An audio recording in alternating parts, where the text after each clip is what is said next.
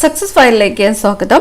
2024 നടക്കുന്ന LD clerk പരീക്ഷയുടെ date PSC publish ചെയ്തിട്ടുണ്ട്. പരീക്ഷാ മാസം വരുന്നത് ജൂലൈ മാസം തിരുവനന്തപുരം ജില്ലയ്ക്കായിരിക്കും പരീക്ഷ നടക്കുന്നത്.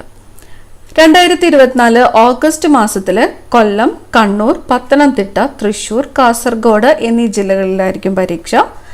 സെപ്റ്റംബർ മാസത്തിലായിരിക്കും ആലപ്പുഴ, പാലക്കാട്, കോട്ടയം, കോഴിക്കോട് എന്നീ ജില്ലകളിലുള്ളവർക്ക് പരീക്ഷ നടക്കുന്നത്. 2024 ഒക്ടോബറിലാണ് ഇടുക്കി, മലപ്പുറം, എറണാകുളം, വയനാട് എന്നീ ജില്ലകളിൽ പരീക്ഷ.